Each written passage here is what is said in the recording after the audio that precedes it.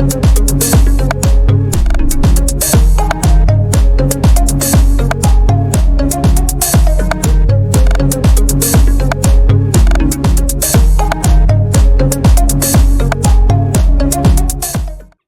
guys, welcome back to the Sheol Podcast. We're glad you tuned in. We're really excited about today's episode. One of the more interesting things about the content in our show is how near-death experiences and consciousness studies apply to your everyday life. And for a lot of people who live in the Western world, Christianity is a big part of their worldview. So we are speaking today with Dr. Michael Zigarelli about Christian theology and consciousness studies. It was a fascinating conversation. We really enjoyed speaking with him. And I think you guys are going to like this episode. Dr. Zigarelli is a professor of leadership at Messiah University in Pennsylvania. His research in leadership and practical theology has appeared in several journals, including Christianity Today and Christian Scholars Review. He's authored 12 books and is also the creator of the Christianity 9 to 5 YouTube channel, which has had nearly 3 million viewers across 130 countries. So we're actually a little jealous of how well he's done there. And we were really grateful to have him, really lucky to have him discuss this topic with us. So let's get into it. Thank you for being here. It's great to be on, Justin. Thanks for having me. Well, we're glad to have you. Can you tell us a little bit about your background and how you're involved with near-death experience studies? Well, my background and my doctorate are in management and leadership, which I've taught to MBAs and undergrads for about 30 years now. But as somebody who studies leadership for a living, one of the questions that's long interested me is sort of how people are led toward belief in God. What evidence is compelling and what just isn't. And that interest culminated in some, I guess, relatively extensive study in apologetics when I was in seminary. And by the way, I might hold the world's oddest Master of Divinity degree because I have 2 years at Yale and 2 years at Liberty. So it's kind of far left meets far right. But that included a bit of a deep dive into near-death experiences as potential evidence that consciousness survives physical death. So my examination of the issue is really rooted in apologetics and really and epistemology as well. And what's knowable on this issue of the afterlife? What does the evidence look like? And of course, how does all that align with Christian theology, which I guess we'll be getting to later in this broadcast. So what about NDEs sort of spurred this direction for you? Did you find some evidence compelling? Was it just interesting to you? How did you like a lot of people, I kind of stumbled across it because there are movies out there or books or stories or whatever. And, that's intriguing. But, the further I got into this question of apologetics, how do you demonstrate what's knowable, what you know, what you don't know, what's provable, et cetera, the more, I guess, I saw that the skeptics around me, the atheists, the agnostics, the people who are spiritual but not religious, just people who are more or less typical in our society, or at least the United States society, not real compelled by the Bible says, not real compelled by this holy book, this Christian tradition, thousands of years of this is what we've always known. They're much more compelled by what the science says. This side of the Enlightenment, we much prefer data to dogma, right? And so don't tell me about your dogma. Tell me about what's provable, what's demonstrable. Well, not a whole lot there if you're going to step to their side, if you're going to step to their worldview. And so this question of near-death experiences or recalled experiences of death or whatever it is we're calling them these days, that to me as a social scientist qualifies as data. Potential data. I mean, these are testimonies from people, sometimes corroborated, sometimes not. And so maybe we graft that into this question of, does God exist? What's he like? Is there an afterlife? All these big questions we have. And then we have more of a data-driven approach to the question rather than an approach based on, some holy book. And not to discount the holy book in any way, but from a skeptic's ears, from a skeptic's perspective, that's not very credible. Give me something that is, would hold up in a court of law. Yeah. Make sense? And there's absolutely, there's more and more, it feels like, um, church going people that are looking for this type of um, verifiable data they can hold on Yeah, to well, as when you think well. about it, they're immersed 24/7 in postmodern culture, and then they're there in church for an hour. Which of those is going to carry more weight? Which of them is? I mean, they're marinated in. We all are. All that. How can it not affect us, right? So, yeah, there may be as many believers out there, Christian believers out there, who are intrigued and edified and blessed by these kinds of studies, these kinds of data, as there are, atheistic or agnostic skeptics. Do you think that the verifiable cases that are out there that are documented, and things like shared death experiences, could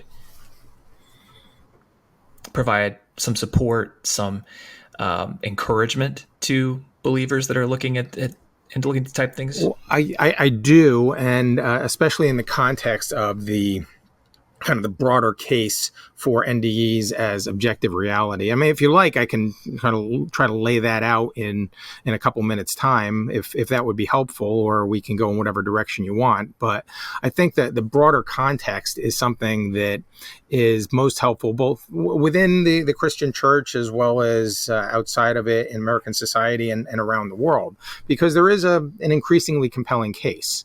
It's not airtight. It's not beyond a reasonable doubt, but there is a strong case to be made, and several lines of evidence. If you'd like me to maybe share a few of those. Yeah. Do you mind No, breaking down some of those lines? Yeah, not at all. I mean, there are entire books on this subject, so I'll try to summarize it in just a couple minutes time. But this case for NDEs, and I'm coming at this as a detective, not as a prosecutor, not as a defense attorney, just as a social scientist. But there are several lines of evidence. And first of all, there's like the prevalence of the occurrences, right? The reports of NDEs or NDE type experience, they transcend history. Right? Ancient return from death stories that resemble what we call NDEs on every continent. The lead researchers in this regard, people like Greg Shushan and out at Oxford, or Carol Zaleski, I think her name is, at Smith College in the United States, Alan Kelleher out in the UK, talking about this across cultures and across time. These have existed, and we have modern day analysis too of Gallup polls and others that show somewhere between 4 and 15% or so of people claim to have had a near-death experience. And I mean, that's millions of people in the United States and literally hundreds of millions of people around the world. So you got one line of evidence here that is the prevalence of near-death experiences. You have another line of evidence that would be essentially the pattern of these reports. I mean, these narratives, they vary throughout history. They vary with interpretation, a lot of cultural overlay here. But there are some core elements that seem to transcend time and transcend demographics. And your listeners will have heard of these. I mean, the out-of-body experience, or intense general positive emotions like peace and joy and unconditional love, or the tunnel sensation, seeing a brilliant light that's brighter than the sun but not painful, encountering other beings that might be mystical, or dead relatives or friends, maybe having a life review and this divine being saying, what have you done with the life that I've given to you, reaching a boundary or a bridge, and then ultimate return to the body. All of these things are core elements that I think Greg Shushan, he called them universal structural similarities in NDEs across time and culture. And it specifically says that the existence of broadly similar narratives from such different times, places, and cultural linguistic backgrounds points to pre-cultural origins of NDEs. So it's something that's not dependent on culture, but we have these other characteristics, these core elements that transcend time and place and culture. So you have the prevalence of these, you have the consistent pattern of near-death experiences as two lines of evidence. You have the changed lives of people who come back. And of course, changed lives in the wake of an NDE aren't real evidence of anything real actually happening. But the encounters are apparently real enough that they transform the way some people think and some people live. Or they come back and they no longer fear death. I know what's next. I'm confident. I'm good. And things are, I'm really even looking forward to it. And they no longer fear life. hey, I'm gonna live with abandon here. I'm no longer going to be afraid of what might happen or what people think. Many come back much more spiritual, not necessarily any specific religious tradition, but Damascus Road like changes in their worldview. Many become Christians, even pastors, even part of the clergy, going from atheist or agnostic to pastor. I mean, there are these revolutionary changes that go on with people, and that is all. It's intriguing, right? I mean, it's preliminary evidence. It's prima facie evidence, along with the prevalence and consistent pattern. But where it gets more probative is what you were talking about, Justin, which is these corroborated cases, right? That one of the most compelling lines of evidence, corroborated meaning confirmed or supported externally, like, when some witness's story checks out as true in a court of law. And there are hundreds of these documented cases, and cases of people knowing what happened in their hospital room when they were going through surgery, when they were incapacitated. The Pam Reynolds case that everybody seems to talk about and know about, among the most compelling. A case of somebody knowing where his dentures were. It got put in a crash cart. It got published in a high-level medical journal. A case of somebody knowing that there was a 12-digit number on top of a 7-foot respirator machine, and knowing what that number was because she says she floated near the ceiling and saw it and memorized it. Or other stories like there's a red sticker on that ceiling fan up there, not pointing down toward the ceiling, but pointing up. I'm pointing toward the floor, but pointing up toward the ceiling. And she was correct about that. Knowing that there was a 1985 quarter that's sitting on top of a cabinet in the operating room, something like, or what doctors are wearing or saying, or what music was playing, or what equipment was used, or all these corroborated cases within the area where the person was incapacitated, like a hospital room, as well as outside of it. I floated outside the hospital and I saw this blue shoe, a man's shoe. It's got a wear mark over the toe, and the shoelace is tucked under the heel. It's on the 3rd floor window ledge. And she's right about that. I mean, this is highly probative evidence that gets us much closer to establishing the proof of near-death experiences as a 4th line of evidence. And then just real briefly, you got cases of the blind seeing for the first time, just inexplicable. A strikingly specific testimony of seeing for the first time, or cases of people returning with knowledge that they simply shouldn't have about the deceased, including children coming back claiming to have met siblings that they never knew that they had. Or where does that come from? How could that possibly be fabricated? Right? Or cases of the deathbed eyewitnesses, like you were talking about, the shared death experiences, sometimes multiple witnesses to the same event. Healthy people in a hospital room, or hospice nurses or what have you, seeing this apparition come out of a body that is dying, or a mist coming from them, or something like, or seeing a light come down as the person is dying, or even floating up toward the ceiling with them. They claim these are healthy people, not incapacitated, making these kinds of claims. So you put together that's 7 lines of evidence there. You have prevalence, consistent pattern. You have the changed lives. You have the corroborated cases of the blind seeing for the first time, cases of people returning with knowledge they shouldn't have about the deceased, and cases from these deathbed eyewitnesses. And these have been accelerating since the advent of CPR in the 1950s and other techniques that bring people back from the brink. So overall, this cumulative case is more credible than many people think it might be, and seemingly it's kind of at that threshold of more likely than not, preponderance of the evidence that at least some of these near-death experiences are reports of actual events. Yeah, I love the way you said that at the end. That's the evidence pointing to more likely than not. I think it's difficult for a lot of just materialist researchers to look at this because the explanations aren't there. When we talk about the shared death experiences, Dr. Rowlett actually told us about one where the children of the person who was passing away actually saw some of their life review, which is and insane. A little scary, mind you. I mean, who among us would want our children to see that? Right? No, definitely not. Well, let me ask you this, because obviously from your perspective, I want to know, what in these NDEs do you believe syncs with Christian theology, and what may not? Mm-hmm. Yeah. Okay. Well, let's see, if NDEs are real, and let's start with that premise there. Veridical is the technical term for this, right? And it's becoming harder and harder to say that none of them are real or that there are internal explanations for all of them. But if they're real, then there are several implications that follow for Christian theology. So one of them would be that there is, in fact, a supernatural realm. There is, in fact, a world beyond our own world. And frankly, for that to be false, that there's no supernatural realm, that would mean that all of these NDEs would have to be false or fabricated or just dreams or hallucinations or something like that. So one implication is that there's a supernatural realm. That aligns with Christian theology. Another implication is that there's a supernatural being out there of light and unconditional love. This is the most common element in these reports, dating back to Moody's study in 1975. So that's a second implication. Third one might be that there is, in fact, an afterlife, at least for human beings. Right? That consciousness really does survive physical death.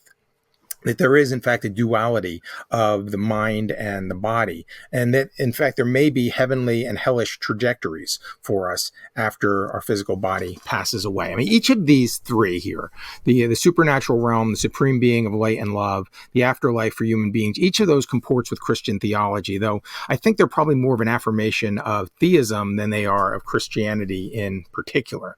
But then there are these two other kind of emerging implications that are a little more aligned with Christian theology. One is the existence of Jesus as a supernatural being and as an intercessor.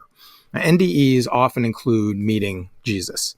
About a third of them, and this is Bruce Grayson's conclusion, about a third of them, Western NDEs, where a divine being is encountered, the person says that it was Jesus that they encountered. So that's developing evidence there. And also we're getting some clues to the meaning of life. I mean, why we're here in the first place and what matters most from these life reviews where people say not only was their life reviewed by somebody who wasn't judging them, by somebody who expressed nothing but love, but they said, here's what really matters. Relationship with people, loving people, caring for people, how well you served people. I mean, we're going through this life review of everything that's happened, how we felt about it and how they felt about it. And it's exceedingly humbling to these people. And that what they come back with is, what you need to be doing is just caring for the person next to you, right? Forget your resume, forget what your LinkedIn profile looks like, forget, how many friends, followers, whatever that you have. That's not what matters to this supreme being. Now, all this is testimonial evidence, is not corroborated. So, given the nature of it, can't prove that, God is there, can't prove that Jesus is really there, but there's an overwhelming amount of testimony along these lines. So there appears to be, bottom line here, considerable congruence between the prevailing storylines of near-death experiences and some of the major tenets of the Christian faith. And that's a finding that should be of great apologetic import if the corroborated evidence continues to move toward beyond a reasonable doubt. However, there also happens to be some noteworthy incongruence as well, and that's probably something we should explore also. Well, I don't want to put you on the spot with a question like this, but do you think that it's unreasonable that some denominations and individuals, I guess, specifically are resistant to considering this? Because if obviously you read something that's incongruent with your theology, then some people will just, be unwilling to listen to that. Yeah, and there are a couple significant misalignments or incongruencies. Right. And that's one of the reasons that some Christians push back against it. Right. One of those tensions between NDEs and Christian theology is that there's this question of who actually gets into heaven. Right. Those who are reporting blissful or euphoric near-death experiences are seemingly on the trajectory to some paradise. Right. They come from all different worldviews and belief systems. I have a quote here from the Handbook on Near-Death Experiences. Janice Minor Holden is the author of this particular chapter. And summarizing the evidence, she says that people of every religious affiliation have reported NDEs, including Buddhists, Christians of all denominations, Hindus, indigenous religious adherents, Jews, and Muslims. Religious non-adherents have also reported NDEs, including agnostics, atheists, people who describe themselves as spiritual but not affiliated with organized religion. Several researchers have found no relationship between the NDEers' religious affiliation or non-affiliation prior to their NDEs and either the incidence, contents, or depth of those of that experience. And so that's a little troubling. It sounds like universalism to some extent, and that's obviously a misalignment with Christian theology. And some of them will rightly point out that these people were not necessarily in heaven, so it doesn't mean they'll get there in the end. At the same time, I've not heard too many, turn or burn type reports, people being sent back from a blissful NDE saying that the message was follow me or else. So, I mean, this is one tension with Christian theology, right? Is that who really gets into heaven? Christian theology might point in a little different direction than what the data from the NDE is showing. And the other tension, just real briefly, is whether there's some sort of post-mortem opportunity that exists for people to accept Jesus as Savior and be rescued from an eternity apart from God. And Christian theology, all the major branches, Protestantism, Catholicism, Orthodox Christianity, claims that putting faith in Jesus for salvation is a pre-mortem decision, before we die. But some NDEs offer testimony of people in hellish type situations crying out to God or Jesus at some point and being rescued. And people may have heard the stories of Howard Storm, Paul Ojeda, and others that claim such things. So, the question is there a post-mortem opportunity to be saved? Is there a second chance? Is there a last chance? There's testimony about that in the NDE literature, but it doesn't really square with traditional Christian theology. All right, so that's kind of where we are with the things that move in the direction and against the direction of Christian theology. But the Christian community has been politely indifferent at best to these data, to these stories, and you can see why they'd be a little bit suspicious of it. I mean, some aspects of NDEs affirm Christian doctrine, others are a bit off center. Yeah, you mentioned Howard Storm. That's the first thing that I thought of in this conversation is I was first made aware of him through Eric Huffman's podcast, where he had just his testimony and what he experienced, which is a very different picture of hell than what most people imagine from a Christian background. Do you mind, because we discussed this before the interview, talking about some of the main arguments from critics in the materialist camp versus the Christian camp? Yeah. Well, the arguments in the Christian camp, I just kind of went through a few of those. I mean, they're concerned about the misalignment between the NDE data and Christian theology on the afterlife, right? On soteriology, who gets in, who's not in, can you get in afterwards? Those sorts of things. That's where there's tension there. Where materialists, naturalists, atheists, and more than a few scientists out there are pushing back. I mean, they're claiming that Rene Descartes was just plain wrong when talking about dualism, right? The naturalists will say that the brain and the mind are one thing, not two, the way Descartes and others have claimed. One thing that works together, the brain and the mind, and one thing that ultimately dies together, and then that's the end of us. Right? And they seek to explain NDEs in naturalistic terms, not supernatural ones. Either this is the product of a dying brain, or your anesthesia was wearing off, or it's a dream, or it's a hallucination, or it's something else that we don't know what's going on, but it's not supernatural. Now, there's a spirited debate, though, in the neuroscience community about this whole subject.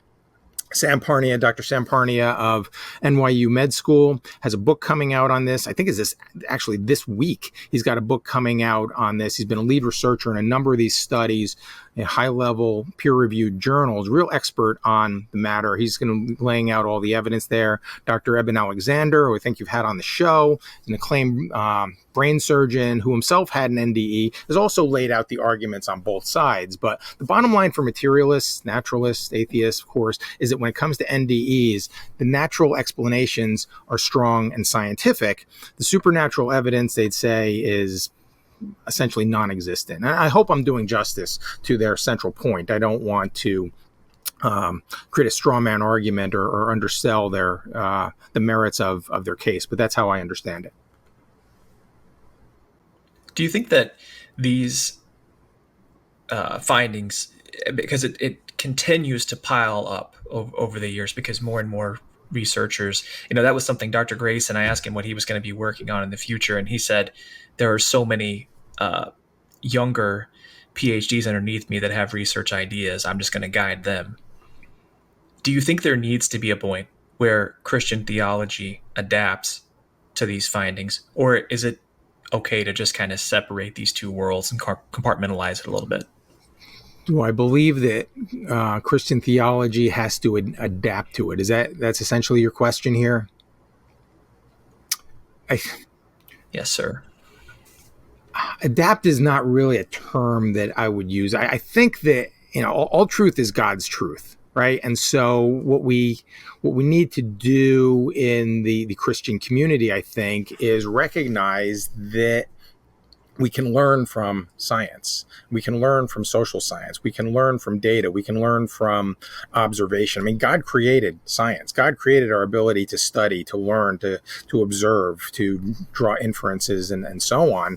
And not be afraid of where that leads. I think it's the sort of thing that, if you go back to the 17th century, this was really the problem that Galileo ran into. Right? Does the Earth revolve around the sun, or does the sun revolve around the Earth? And he proved the Copernican theory that in fact the sun is the center of the universe, and then he got excommunicated for that. I mean, this is a Christian, this is a Catholic who kicked out of the church for essentially going down this route. We don't want to go that route with the emerging science of the afterlife. So yeah, I think that, I don't know about adapt, but graft in the experience of science into our understanding of what is genuinely true. I think that's a great answer. From the social perspective, last week we actually talked about how some of these studies can affect medical practice, in the sense that maybe if a dying child, or really any dying relative, has the opportunity to have terminal lucidity, they have the chance to say goodbye rather than going through difficult, arduous, fight to keep those patients alive. Do you see, from a social scientist perspective, implications for this research? Implications for the research as far as kind of where it's going and what we should be doing next? Is that the sort of thing you're getting at? See, yeah, let me say it a little differently. I guess how it could potentially impact culture in a positive way, or some things we could change based on these findings. Well, when you think about it, if NDEs are true, if we come to a point where we do get clear and compelling evidence, or even evidence beyond a reasonable doubt, and somebody films one of these SDEs, and then we have this physical evidence of things going on here, or just irrefutable NDEs, people coming back with evidence, with information that they just shouldn't have. If we get to that point, the implications are truly profound. I mean, you think about it, this is, as you're talking about what happens in the afterlife, that points to other big questions like where did we come from and how should we live? What bigger questions are there than where did we come from, how should we live, and what happens after we die? Right? And one of the intriguing things about NDEs and shared death experiences is that it can help to answer all of those questions. I mean, this is bigger than the wheel. All right, this is bigger than the discovery of fire when it comes right down to it. And from a theological perspective, this is like the Apostle Paul or Augustine or Martin Luther kind of recalibrating and resetting the direction of theology for all to come after them. So the implications are beyond my ability to put adjectives in it. Yes, I couldn't agree with you more. How about for you? We talked about, I think you gave a great response to that, and the idea of grafting in some of these concepts to, systemic theology. But what about on a personal level? I think some of what I've seen from Christians who have researched this topic, they try to utilize these stories to obviously encourage people in their faith. there's devotionals and things like that. Have you, as you look at this, grafted anything into your personal theology? Well, again, as a social scientist, I'm trying to come at this setting aside as many presuppositions as I can, setting aside whatever biases I can. Of course, along the way, you're learning things, and that can't help but affect your own understanding of the world. And so, personally, we're just not there yet with the evidence to say that, well, we need to, that this changes everything. Like I said, it's kind of a preponderance of the evidence. There's maybe more likely than not that some of these NDEs are true. The danger, I think, is if you go too far in that direction. And this is what many Christians, I think, are concerned about. It's like it can breed all sorts of complacency.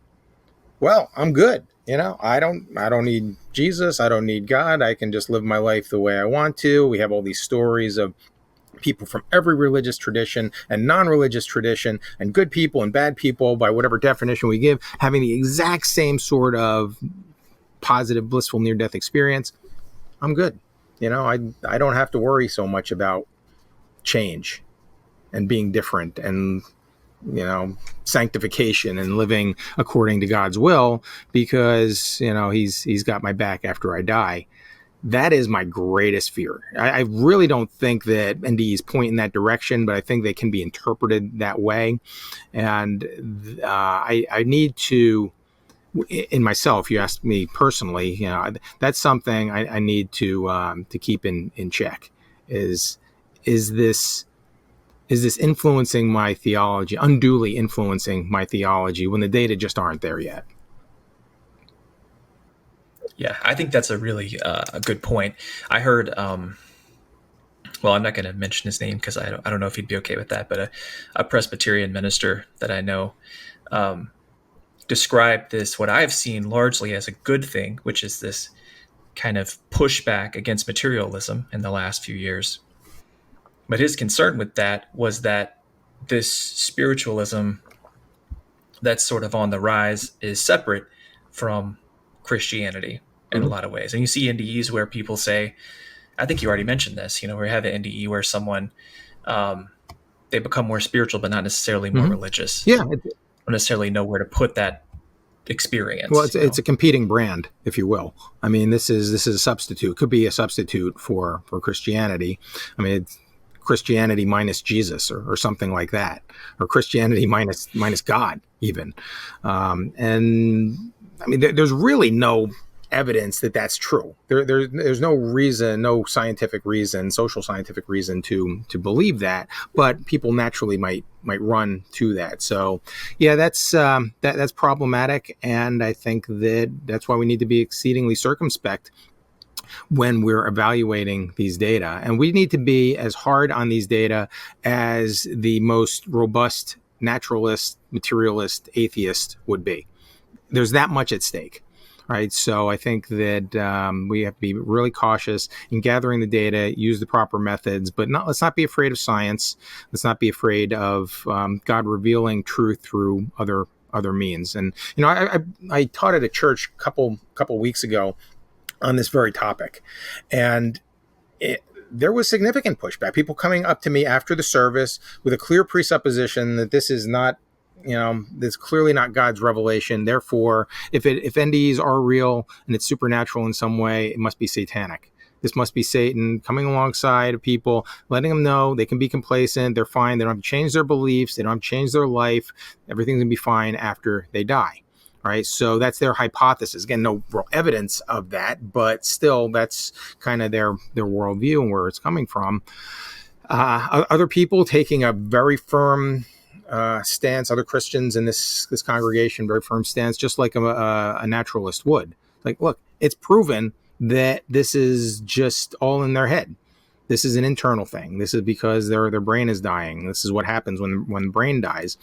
And it's as if I were talking to somebody at a state university who's studying neuroscience, right? So there are some who have that posture as well.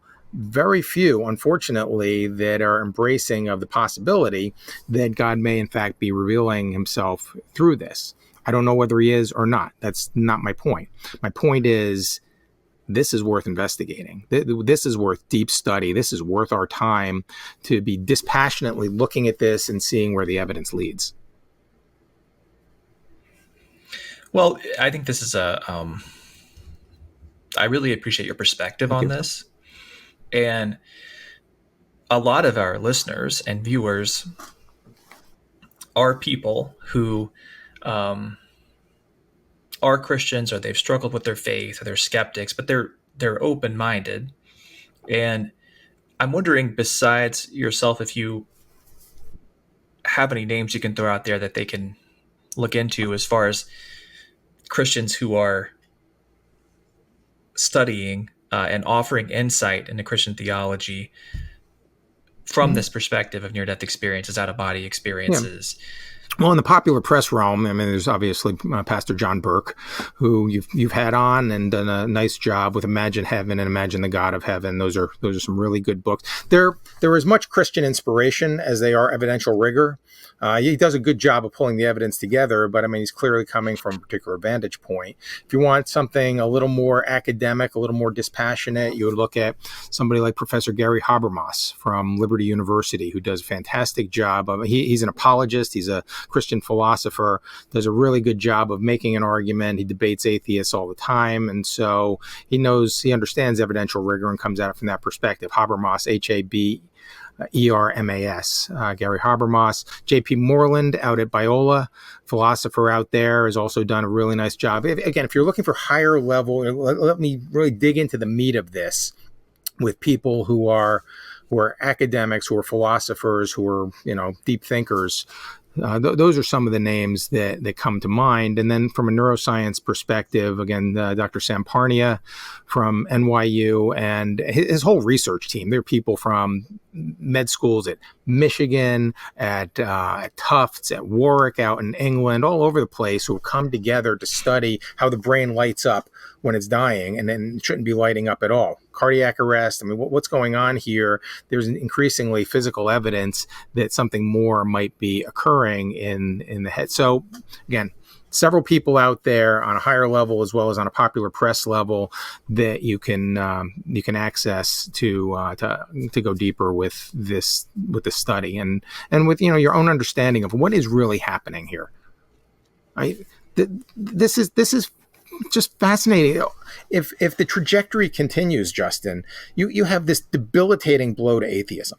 I mean, this could be the coming end of atheism if NDEs are true. That means there's a supernatural realm. That means there's a God who's in charge of it. And that means that even agnosticism is a much weaker argument at that point, because we have real evidence emerging that something more is happening, that consciousness survives physical death.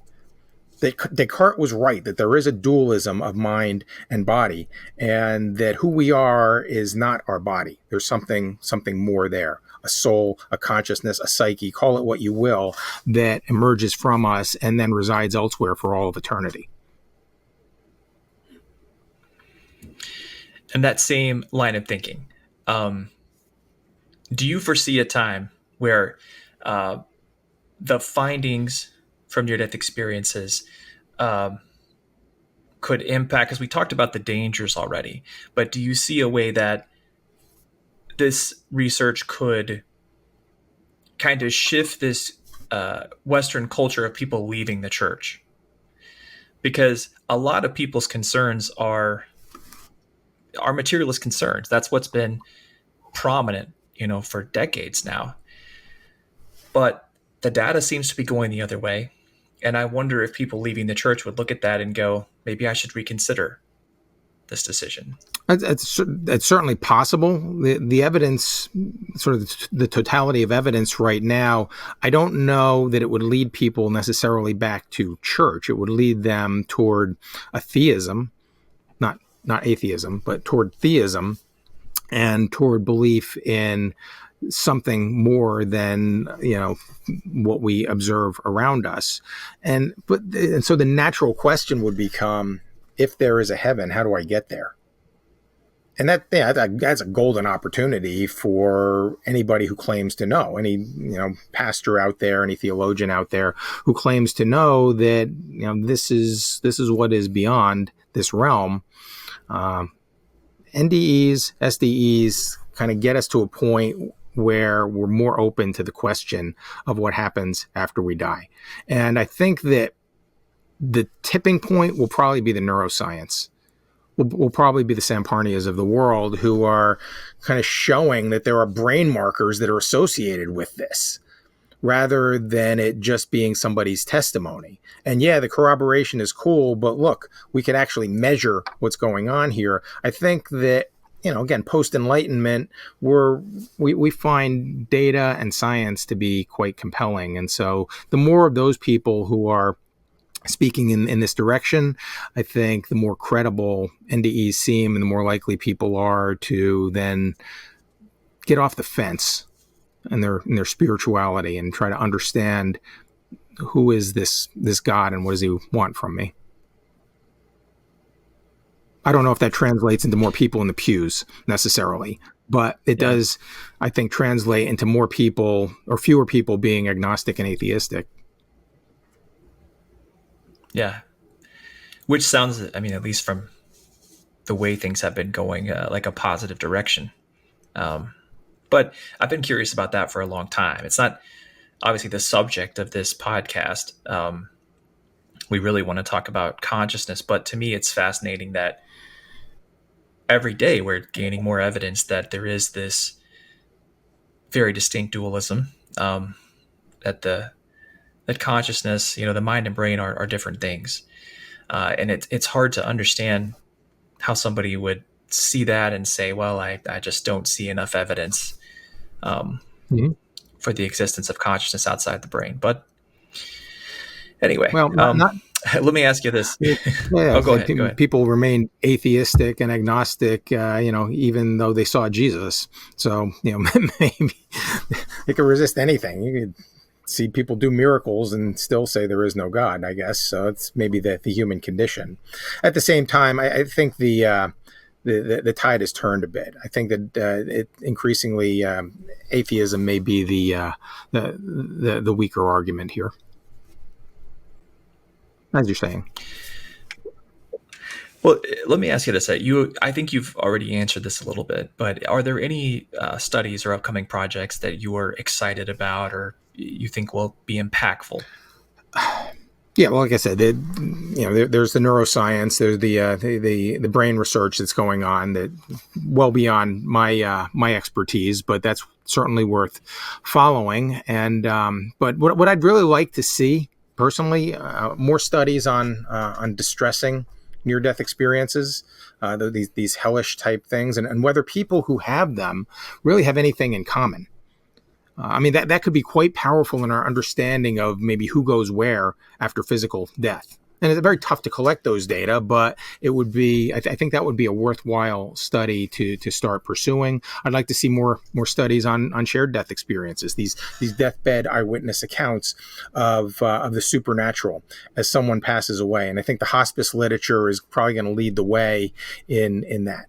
All right, because again, these are healthy people who are witnessing something, not people who are incapacitated or have anesthesia or anything like that. They're witnessing something, sometimes collectively, and they're reporting on it.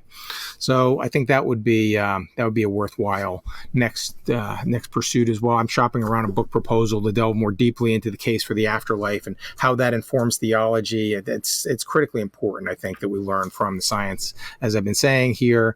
But like I said, it's an exciting development in human history. Right? And it's such an understatement. I mean, if NDEs are real, like I said, it's a bigger discovery than almost anything that human beings have discovered throughout the millennia. All right. And again, for my Christian friends out there, thoughtful examination of near-death experiences will deepen, not destabilize Christian theology. A Christian should not shun this examination. We need to lean into it. And we need to learn what we can, recognizing again that all truth ultimately is God's truth. So I hope that answers your question on some level, but those are the directions I think that would be most fruitful for us. Yeah, I think that's really helpful. You mentioned that you recently had a speaking engagement. Yeah, I speak about Is that something you do commonly? Do you do engagements with this kind of conversation? from time to time. I mean, this article that you stumbled across only came out in February, this Christian Scholars Review article, and so things have been accelerating a little bit since then. But whether it's preaching in a church or whether it is podcasts or just other talks that I get to give, it's I'm not really out there taking sides.